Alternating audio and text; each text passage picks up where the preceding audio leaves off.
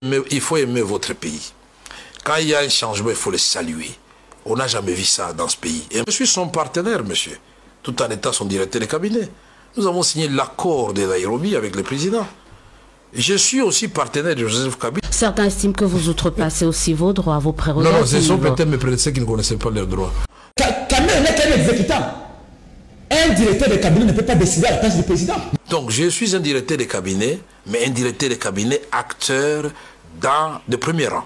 Il faut faire attention avec ça. Mokonzi ya président, c'est un directeur de cabinet. Directeur de cabinet, azali exécutif na présidence parce que yé azali contenir l'administration. Moi, je suis administratif. Qui vous a dit ça?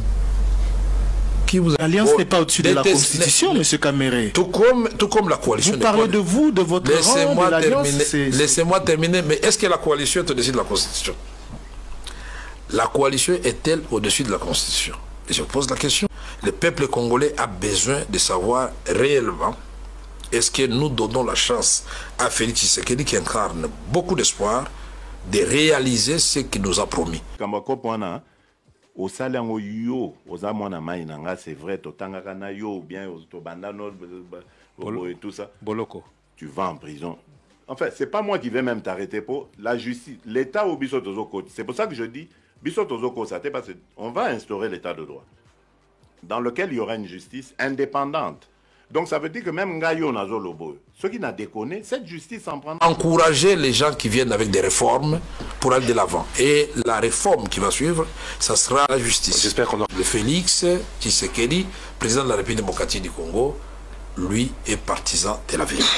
Et cette année 2020, c'est l'année de l'action. Quelles sont les actions présidentielles qui seront menées pour lutter contre la corruption? La réforme de la justice, il faut la mise en place des magistrats, puisque ça relève exclusivement du président de la République, mais ne doit pas prendre n'importe quel magistrat, puisqu'il ne faut pas déplacer Saint-Pierre pour Saint-Paul, mais il doit le faire rapidement, donner des signaux clairs que ces magistrats-là nommés vont recevoir des assignations claires. Et c'est lui qui va contrevenir aux instructions du président de la République. Sera frappé sérieusement par le Conseil supérieur de la magistrature. FCC cache opposition, société civile.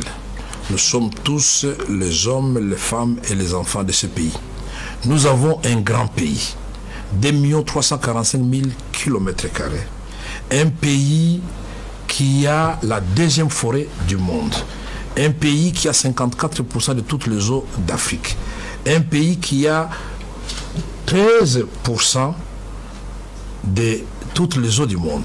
Un pays qui a une surface cultivable comparable à la Chine et qui peut donc nourrir l'humanité en ce qui concerne son déficit 2 fois.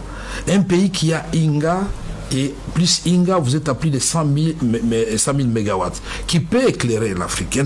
L'Afrique, une partie de l'Asie d'ici ouest, une partie de l'Europe méditerranéenne. Nous avons un pays merveilleux où nous trouvons le sous-sol riche et le sol riche. Alors, ce qui nous manquait, nous l'avons. Un leadership exemplaire. Mais ce qui manque encore, qu'on doit faire suffisamment, c'est de construire l'État dans toutes ses prérogatives régaliennes. Une armée républicaine, prête à répondre à toute provocation et à sécuriser le territoire national. Une politique professionnelle, une police professionnelle qui protège les Congolaises et les Congolais, tous ceux qui ont choisi le Congo comme leur seconde patrie ou leur point de passage. Une justice qui est la colonne vertébrale de l'état de droit, pas une justice des riches contre les pauvres, pas une justice des corrompus.